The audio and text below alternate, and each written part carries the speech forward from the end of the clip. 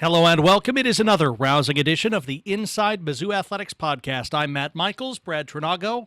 Hello to you. Hello to you. Enjoying this warm front moving through, at least in mid-Missouri, and it's at a good time in terms of the stuff on the diamonds getting rolling. Well, nobody's going to be here to enjoy it, really. I mean, in the very last lead-up, baseball, I guess, will be here to enjoy it. If they haven't had this nice of weather in Clearwater, then what have they even done playing down there with the softball team? But we do know they have done some things, and we'll tell you about them in this Brad and Matt only edition of the podcast. And for those of you who are still here, we want to remind you that our friends at Shelter Insurance are ranked number one in customer satisfaction for auto insurance in the Central Region by J.D. Power 7 of the last 8 years. We're your shield. We're your shelter. Let's talk sports. You want to start? I know I was just pumping up the spring stuff, but I guess we should probably start with basketball. You kind of took us on a completely erroneous direction from where we thought we were going to start. Erroneous about sports? Of course we're talking sports. Well, no, but I mean, we thought we might start with the basketball, and then we started with, well, it's great weather for the Diamonds. Yeah, well, that's called a tease, Matt. You hook them in, and now they're going to I haven't understood those sorts of dynamics. Locked in for 30, 45 minutes here waiting for our softball takes. In rapt attention. We had a little Ohtani thing going on with softball. Well, yes, that's a tease. We can talk about that done. later. All right. I'm going to seal my lips on the softball for now. Well, we can start with what the men's basketball team accomplished in Columbia, South Carolina. And I do think it was an accomplishment, although you might say 78-59 victories over teams near the bottom of the Southeastern Conference are those that the men's basketball program expects to have. It's a road win in the SEC, which is not something the Tigers have had very many of. Road wins overall, much less in the league this season. They had a stretch in which they had their double-digit lead whittled away to as low as 2, and then came out in the second half and said, oh, yeah, here are the things that made us successful. Let's go back to them. And then kind of one going away. I mean, the rebounding margins in that game, and just watching it, if you did, while listening, of course, on the Central Bank Tiger Network at the same time, you saw a Missouri team that looked better than that South Carolina team, in my personal opinion. And by the end of the game, even though it might have been up and down in the middle of the game, the final result, I think, absolutely reflected the quality of where the two teams are right now and reflected a win that Missouri felt it had to have and got, probably outpacing the metrics and what they said they should have had. So all in all, a very valuable win at this time of the year. I believe it still goes in the books as a quad 2 win, according to the net. So, I mean, it's certainly one that it would have hurt you, of course, to lose it, but you end up getting a win that's going to look just fine on your resume. And, yeah, it was a 2-point game early in the second half, but the Tigers were able to pull away, and you mentioned the rebounding numbers. It was clear that Mizzou had the size advantage. They set the tone pretty early on that they were going to, attack the glass, give themselves multiple second shot opportunities, third shot opportunities. I think there were a couple trips with 4-shot opportunities in there, and that was a smart way to go about it. Pretty tight rotation, and most of the people that were out there were effective, and you did what you needed to do. And a 19-point conference win on the road is never something that you should sneeze at, and Mizzou puts themselves in a position now at 6-4 in the SEC. As we head down the stretch here, if you can basically break even the rest of the way, you're putting yourself in a really good spot to make the big dance. Yeah, 7 really got minutes, and if you want to cut that down to 6 and say Sean Phillips didn't play half the game, be it coming off of injury or be it due to foul trouble, he wound up with 4 personal fouls in the game. Take your pick. So you had a rotation of 7, kind of 6 in this game, and they handled things very well, and part of that is because of extreme efficiency from Jaden Stone and Mark Mitchell. Stone led his team with 22 points. Mitchell only had a double-double. He was 7 of 11 from the field. Stone was 7 of 9. If you get those two names shooting at that high of an efficiency number and get the defense that you expect from names like Barrett, Pierce, and Robinson, which I think the Tigers did throughout the course of the game, you'll be able to win road games in the league and maybe even win them going away. And what the Tigers did against Johnson of Carolina as well to frustrate him throughout really the first, I guess, 3 quarters of the contest, to be honest with you. that helped play a difference as well. It's harder to quantify Missouri's defense, but it's definitely improved from last year. It's part of their winning formula, and it was baked into the cake in this one. Well, Michi Johnson for the game was 2 of 13 from the field. I mean, that's a huge win from Mizzou's perspective. And going back to Mitchell, he had the double-double, which is 20 points and 11 rebounds. He also had 5 assists, and as of after that South Carolina game, he's the co-leader on the team in assists. And I don't think that's something, at least I'll admit from my perspective, it's not something you really think about with Mark Mitchell as a distributor, but he's so difficult to contain, especially when he gets down on the block, that, yeah, he sees a ton of double teams. And he's gotten, I think, pretty good, especially as this year has gone on, with being a distributor and a facilitator. A lot of that's in the block, but there was one, fast break situation where he kind of led the way, full court. He shovels it to a teammate. I believe it was Pierce who got a layup in transition going down the lane. I mean, there's a lot of good stuff, and Mark Mitchell has just been so steady throughout this year. The points and the rebounds, and just consistently really solid. And now you're adding on this assist number, and you can run so much of your offense through him, and he's really just providing a ton of value in so many different ways right now. I think it's clear he has always been a willing passer, but now he is, in some ways, despite the fact that when he gets a paint touch, you want him to go to the rim with it, and he does a lot of the time, he is sometimes even pass first on his paint touch. And the defense doesn't know when that's going to be. Usually it's making a good decision when he feels the help and he knows the double or even triple team is coming. But the fact that he's accurate from those situations has opened up the offense for his other teammates, and especially in occasions where he is on the floor as the pseudo 5. It makes all the difference in the world when you get a big guy who can pass from the block, and he's not the 7-footer Phillips, but he certainly is big enough to draw the attention and be a threat to score, even sometimes through that attention, or, as we've seen, pass out of it and be the team leader in assists. And he's a college basketball unicorn. It makes him a more efficient player. I would hope it makes him more desirable at the next level. I think Missouri fans selfishly will want to hope that Mark Mitchell gets some sort of reprieve and can stay at Mizzou for a long, long time, considering how that's going in college hoops these days, because he just is a player that David Dickey Nutt has said several times to us, even the coaching staff tends to take for granted, and you really can't, because what he does on a consistent basis every game is truly remarkable, and he should be an all first-teamer in the league, in my opinion, by the time this is all said and done. I mentioned this during Tiger Talk last week on the men's side, but I believe that's now 10 times now that Mark Mitchell has had at least 15 points, 5 rebounds, 4 assists, and the list of other Tigers ever who have done that 10 or more times is Anthony Peeler, Doug Smith, and Melvin Booker.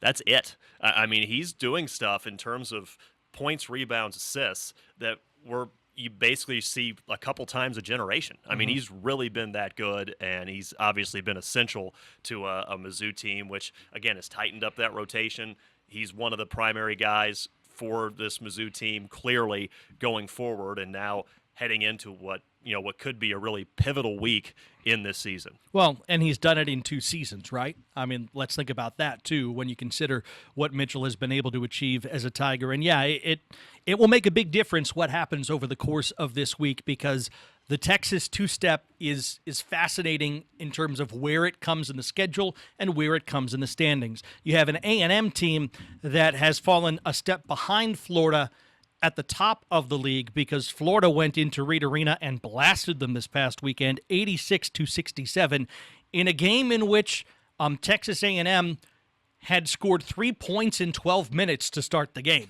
It was so bad. And it wasn't a super blowout at that point either. Like, Florida only led by 10, but it felt like a super blowout, and it wound up being, about a 20-point win for the Gators. So A&M is licking their wounds after that, and after really one of their low outputs, if not the low output in terms of their scoring all season long. I haven't gone through the entire schedule, but it may be the season's low. So you consider that a chance to jump even with Texas A&M in the win column in the SEC if you can win that game, and then one that certainly is important against a Texas team that is also on the NCAA bubble coming in on Valentine's Day Saturday. And boy, A split is what you feel you need to keep the momentum going forward. If you can win them both, you put yourself suddenly in a much higher tier when it comes to how you're considered at the end of the season. And it's a blessing and a curse what the SEC does to you, because if you go on a little 3-game win streak, you feel like the top of the mountain. If you go on 3 games the other way, you feel like it'll never be good again. And that's how close the margins are in this league. The conference standings are really interesting right now, kind of speaking to what you're talking about. So Mizzou, again, 6-4 in the conference. That's good for tied with Alabama and Tennessee for 5th. A&M and Arkansas are just a game ahead. So obviously with the A&M game, you could pull the Aggies back down to your level. You already have a tiebreaker with second-place Kentucky and first-place Florida, and they're only like a game and a half and 2 games ahead of you. And then you look back the other way, you look back behind you, and Texas is only a half game back. So, yes, I think it's very fair to say that Mizzou is sitting somewhere in the neighborhood of the NCAA tournament bubble. They're also a week or 2 away from potentially making a run, top 4 and a double bye in the SEC tournament. I mean, it's pretty wild where they're at. And so it's, I guess the glass half full way of looking at it is you've got some real opportunity here to move up in the standings. Maybe you can catch an A&M team that's cooling off after a really fast start in the league. Maybe that's the case after they kind of no-showed, at least offensively, against Florida over the weekend. And then, like you said, that Texas game, it's just so critical. Both teams appear to be on the bubble. They're right next to each other in the conference standings. That's a home game for you. You've got some hard games still to come on the horizon. So, again, the opportunities are there, but also, it's really important because your margin of error is pretty small, too. Well, we knew this stretch would be very significant and potentially season-defining. A&M on the road, then Texas at home, Vanderbilt at home, and they're a team that has kind of been up and down in recent league play. And then on the road at Fayetteville, Arkansas, which I just checked the league schedule today. On the 21st, the league says it will start at 3 p.m. Central Time, so that means a 2:30 p.m. Start time on the Central Bank Tiger Network. That was up in the air when it comes to TV designation, but I just saw 3 p.m. today. So that's when we're going to get that one going on the 21st. If you go 3-1 across those ball games, I find it very hard to believe that Missouri will then proceed to lose down the stretch and not make the dance. 3-1 would put you at 9 wins. You would need only one more to get to that magic number 10.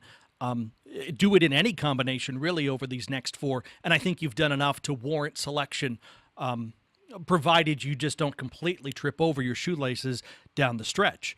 On the other side, if you go 1-3, you're going to have to be torrid at the end of the season. So these next 2 weeks define what this Mizzou men's basketball team will truly be looking at, I think, when we get to March. Yeah, and absolutely. And, if you can get to 10-8, even if that's not quite enough, that puts you in a spot where you're going to have an advantageous matchup in the SEC tournament. Because and certainly a one-round bye, I think, at this point, the way it's breaking down. Right, and you'd be in the top half of the league standings, which gets you that. Again, you have to be top half of the league now to get a one-round bye. So that's another goal for this Mizzou team as we go down the final few weeks of the year. Yeah, absolutely. So it will be a lot to look out for. We look forward to enjoying it along with you across the Tiger Network and here on the Inside Mizzou Athletics podcast. When it comes to women's hoops, they had their opportunity at home against Georgia to say, okay, if we're on this heater coming in at now 4-7 in the league with momentum, if we take our best shot and we knock off the Bulldogs,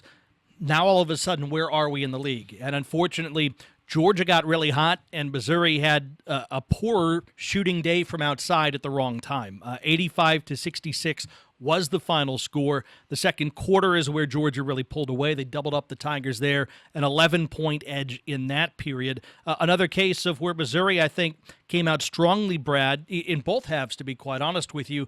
It maybe faded a little bit down the stretch, and you have to wonder, a second straight game without Jordana Reisma, how that impacted everything for the black and gold in this one, because while they were able to pull it off without her on the road at Mississippi State, a team that had been top 25 ranked on multiple occasions this season, maybe a little bit bridge too far shorthanded. I don't know. So Reisman did play the Mississippi State game. It was Arkansas that she missed. Oh, that's right. Yeah, and Arkansas is at the bottom of the league. Yeah, Reisman actually went like 37 minutes against Mississippi State. She was essential there, and her absence really started to be felt against a Georgia team that's kind of at a similar level, likely an NCAA tournament team, kind of like Mississippi State. And, Georgia was just the better team in terms of the players that were available on both sides, for sure. And the offensive efficiency that we had seen during Mizzou's 3-game winning streak just wasn't there on Sunday. 39% from the field, 19% from three, both well below what they've been doing all season long.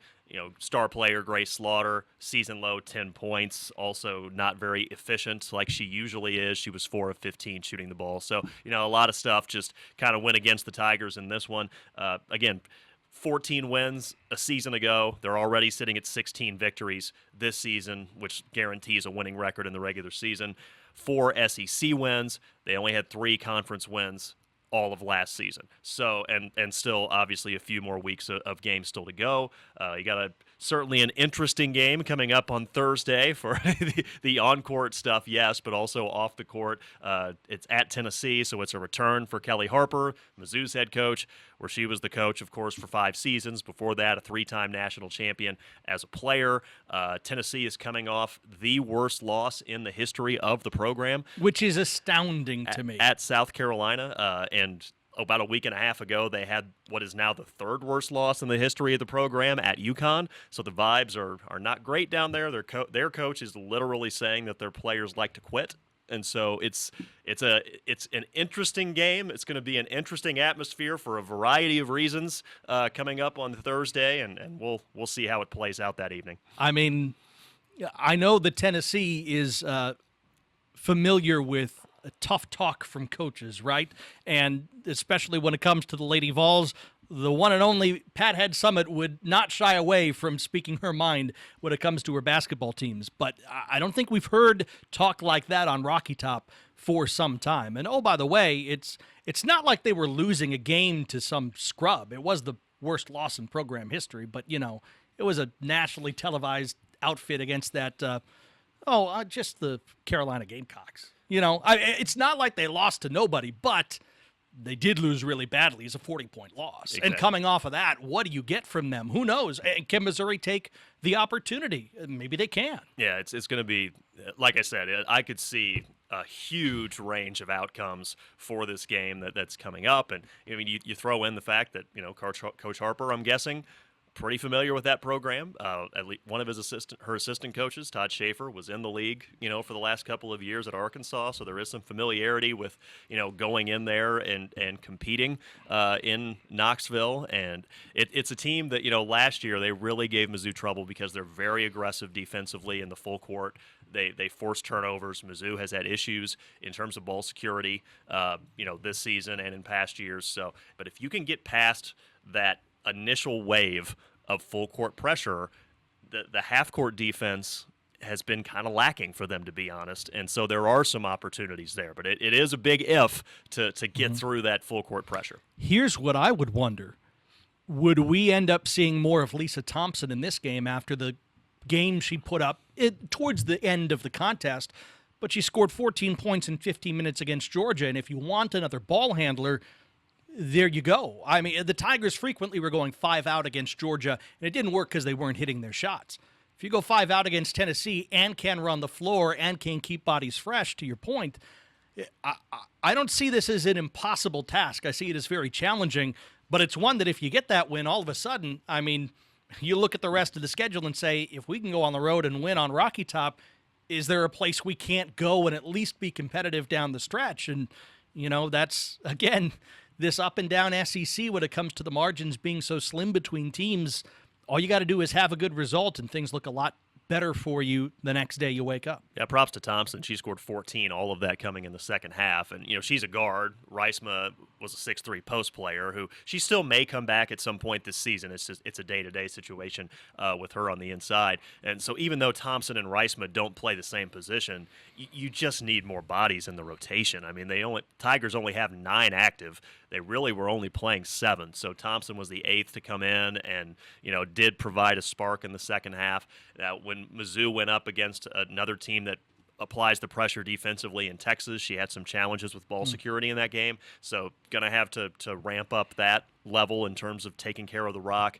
But yeah, it's going to be an interesting trip. We'll definitely say that. And then Mizzou hits a much-needed bye before they'll be home against Auburn on the 19th. Yeah, a lot still to come when it persists to hoops down the stretch of February.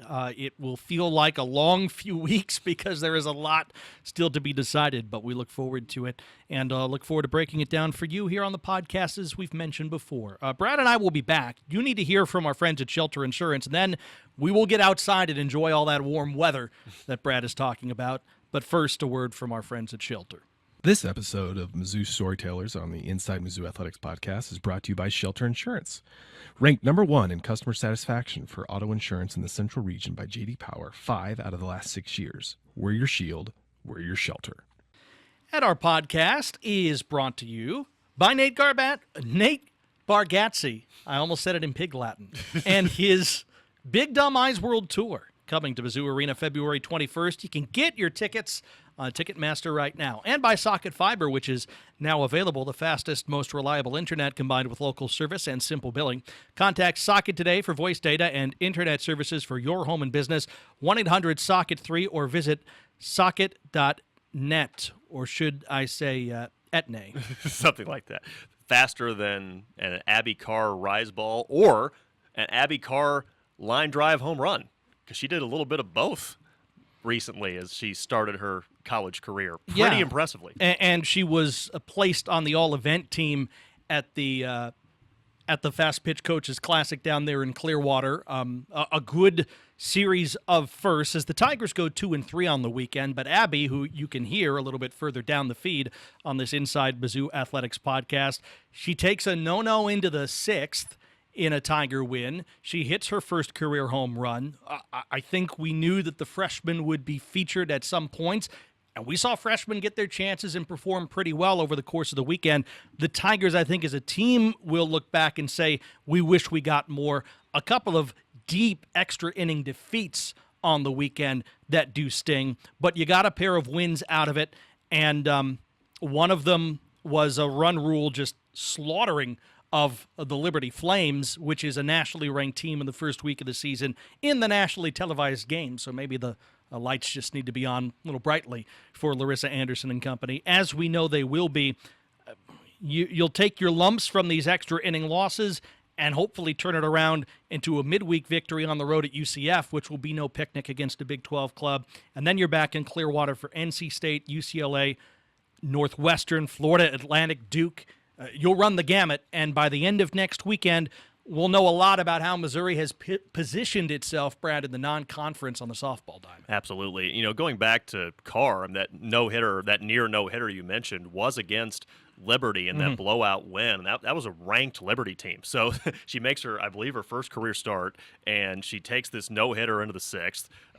Later on in the weekend, she ends up hitting a home run. Sydney Forrester, who was also on that podcast with her, had several hits across the weekend. Addie Waits hit leadoff in a couple of the games, and really they were, maybe 2 or 3 plays away from being 4-1. They had a 10-inning loss and an 11-inning loss, if I'm not mistaken, or 9-10. But and the South Alabama game was just a killer on Sunday.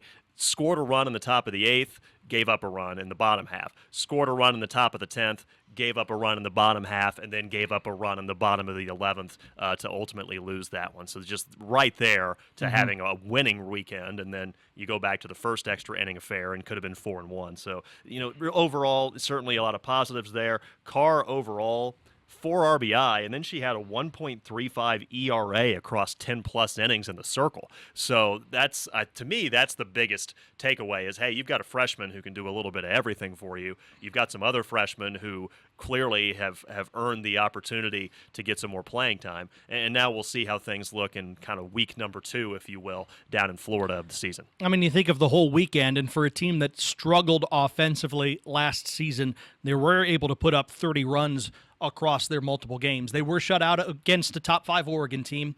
You understand that might be a challenge, but Abby Hay hit 375. Langer hit 333. Forrester in her first weekend, she played in all 5 games and hit 294. You are seeing at least a hit-the-ground-running approach with new hitting coach, but former Tiger of several different stints, Jake Epstein, who's now on the softball side of things, trying to take the reins there. I think it was a promising start in terms of the way that the Tigers respond and were prepared for action. You wish it would have resulted in a winning weekend, but if you take the momentum and the lessons from that and you go into this next weekend in Clearwater and start running roughshod against some of these teams, you'll come back from the state of Florida feeling very good about yourself. Well, I wonder, too, that, the weather through most of the preseason, the weather here in Columbia was extremely cold. You had some snow on the ground. I'm guessing it was pretty tough to get outside to practice. So you get this opportunity to actually play some games and be outside for a lot. So I wonder if, heading into that second week, maybe we see improved level of play as the team gets more used to being outdoors. Well, it absolutely makes a difference. The benefit that softball has is inside the Divine Pavilion. I mean, they can play a full game in there. They've played their black and gold game inside for many, many years. It almost is a benefit to not have to worry about the natural surface at Mizzou Softball Stadium and let the grounds crew get that ready for play as you go into the month of March or whenever the Tigers start from year to year. But with that being said, as baseball hitters say all the time, and even with an optic yellow softball, you just don't see it as well in there as a hitter inside the Divine. And so it would be advantage pitchers. Let's see how the Tiger offense, to your point, does perform once it's out of doors for a second weekend, and it is a more familiar thing on the natural surface that they'll see a lot of in the league and certainly at home compared to what they, fortunately, I would say, have to deal with throughout the winter. Because if it wasn't for that, I mean, there have been years where Mizzou softball has been out on Faroe Field in the plastic there. Like, we got to take fly balls today. We got no choice. They had a bit of a cold stretch. The baseball team, I think fortunately for them, has had a little bit more of a chance to go outside and will this week. Because as we mentioned, I mean, Hearn Center is an oven, which means the heat is still on, but it's warm outside. I wore long sleeves for some reason today, and you That's an amateur have practically disrobed to nothing. For those of you listening, Brad is just showing off the guns today. Yes. Thank you for that visual for all the listeners out there. We're doing our best to keep people interested. Yeah, baseball. Hey, man, it's a thing. It's happening this week. It does. The Tigers will start with Mount St. Mary's. Then they'll have a midweek in Boca Raton against Florida Atlantic University. And after they hoot with the Owls, they'll come back and face the first 3 games as a Division I program for the University of New Haven. New Haven making the move up to Division I this season. They're in the Northeast Conference. They'll actually be eligible for their conference tournament, but they can't make the NCAAs for a few years. So Missouri, after New Haven has decided to not play games the first weekend of the season, will come down and play Mizzou for 3 at historic Terry Park in Fort Myers, Florida. Tigers, I'm not sure if they've ever played there before. When they've played in Fort Myers before, they've been at Old City of Palms Park, but that is destined for the wrecking ball in the not-too-distant future. And Terry Park is actually a place that people of a certain advanced age may remember. The Kansas City Royals had their spring training there for many, many years. So they'll be playing at this site where many historic figures have played in the game.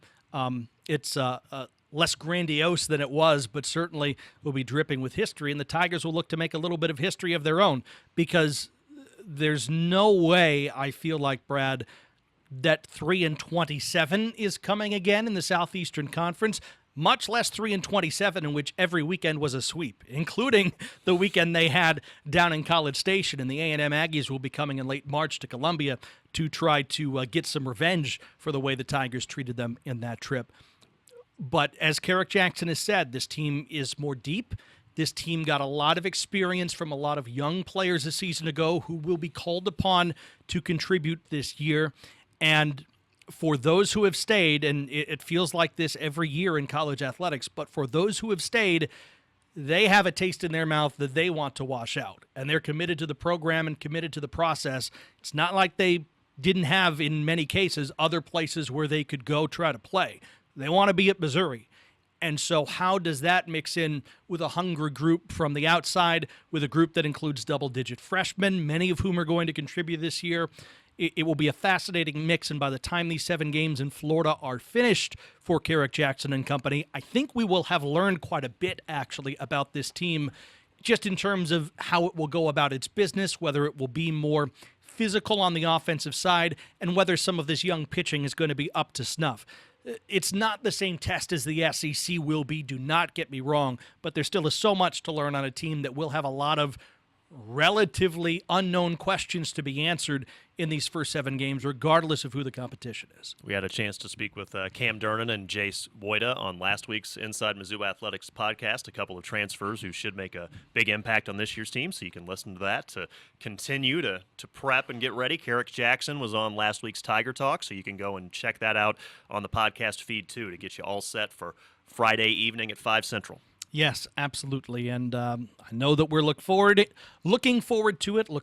to it, like you're forwarding your emails or something. Absolutely. Whatever I needed to say. Just make sure to CC me on those. Yeah, I will do my best when it comes to that, and get your varsity app now, because non-conference games will be on the varsity app for you, Mizzou baseball fans, and Tex Little and I look forward to bringing them to you all throughout the course of the season. Other than that, not much going on. On the 13th, there are 7 different events inside Mizzou Athletics, and on the 14th there are 8. So, it's not like Brad Trinago doesn't have an entire volume.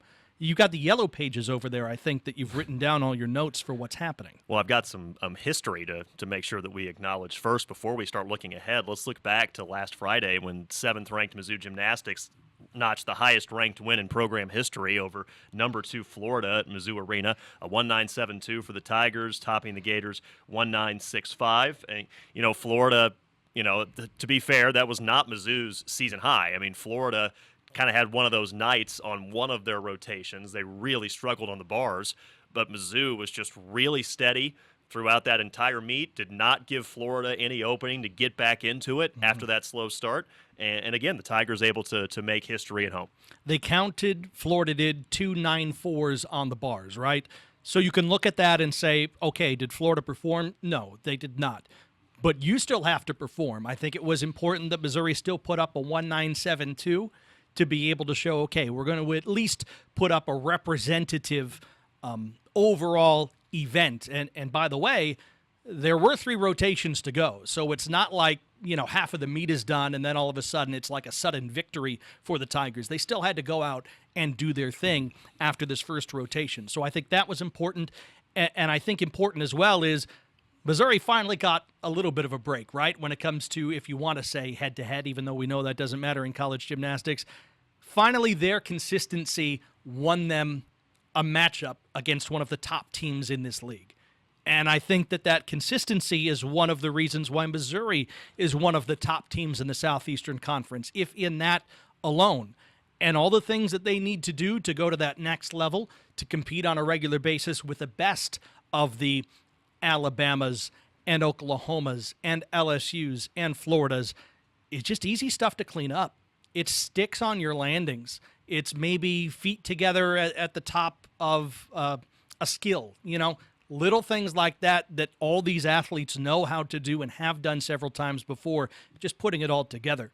So I think I'm very encouraged by the fact that their consistency won them a meet, and that now, as they really ramp up into March, they know the little things they need to do to get it right and to put together these high 1.97s. And yes, that 1.98 I feel like is coming for this program this season. They just have to find a way to do it. You mentioned the consistency, and one of the things that stood out to me looking through all the scores. So again, in gymnastics, 6 compete in each rotation, and you keep the top 5 scores.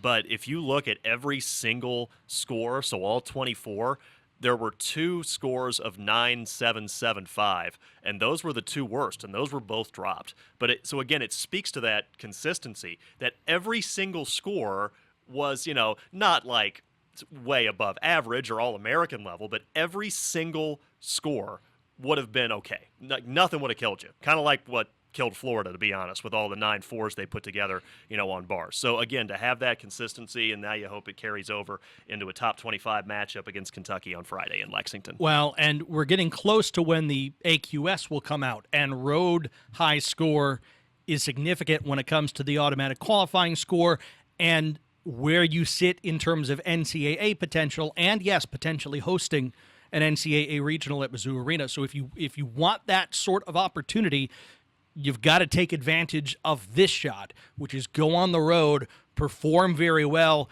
put up a number against a Kentucky team that just had its first 197 of the season this past weekend. They will be riding high.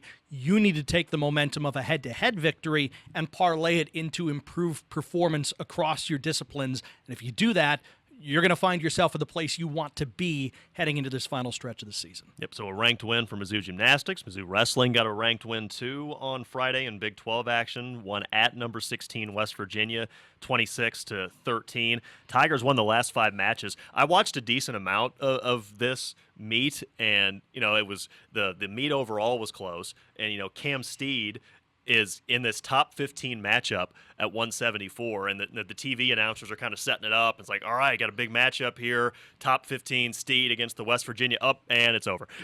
Steed, just put him on his back, baby. Steed won by fall in 23 seconds against a top 15 opponent. So it was pretty funny to watch. I mean, Steed, I don't even think he started sweating. I mean, he was done, and he put his warm-ups back on, and he went back to the bus or whatever. But dominant performance from him. Evan Bates also got a top 15 win at 197. So hopefully the Tiger wrestling team, they're in the top 20 in the country, hoping for a little bit of momentum heading into their senior night against Oklahoma here at Hearns on Thursday. Yeah, and get momentum as you head down to Tulsa for the Big 12s, right? Don't let it go now. You go on the road. That's not an easy West Virginia team to wrestle at their place.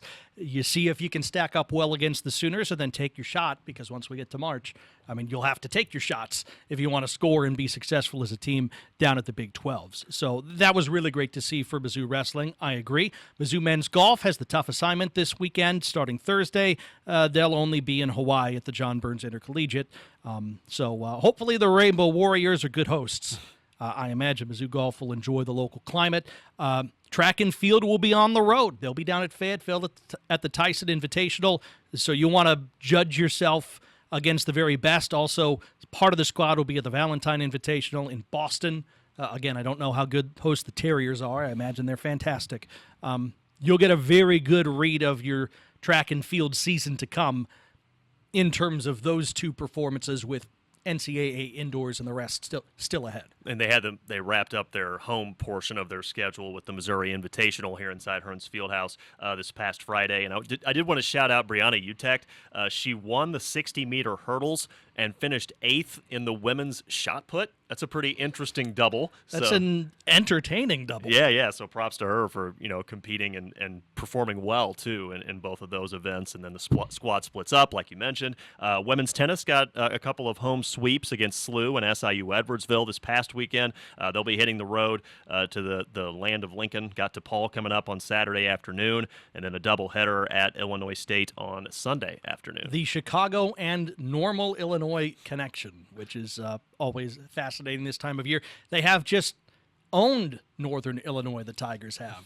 They're making sure to do some recruiting, I think, up there as the tennis squad continues its action.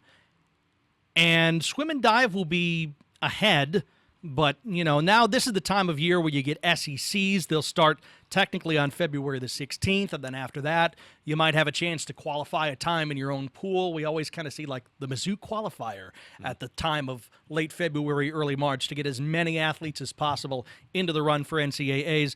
All we know is this, and we've said it and heard it, by the way, by Coach Grievers, if you win the SEC, it's at least as hard as winning a national championship. So best of luck to the Tiger swimmers and divers as they get ready for that in Knoxville. And real quick, just a congratulations to former Mizzou quarterback Drew Lock.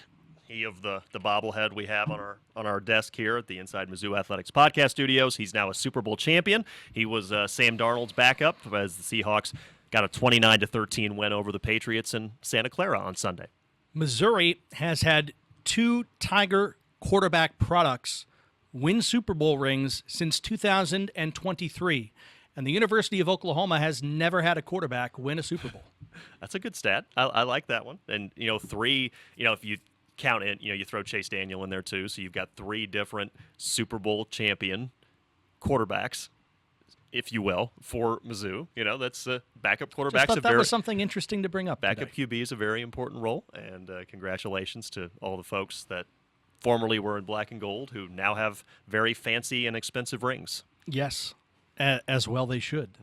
Is there anything else for the good of the order today? That's all I got. Safe travels, man. Should be fun. Yeah, Enjoy you too, to Knoxville. Yeah. Get out of there alive. My trip won't be quite as long as yours, so hopefully you pack plenty of Your undies. trip could be more eventful than mine. There will be more games, but I'm very interested in what happens on Thursday up there on Rocky Top. I feel the same way. So it should be interesting stuff. Both the winter sports winding down and the spring sports heating up. And we will certainly appreciate heating up even more than the weather is here, although enjoy it this week across the great state of Missouri. Thanks as well to Steve Sowers, who can heat up any room just with his personality. He's our producer today.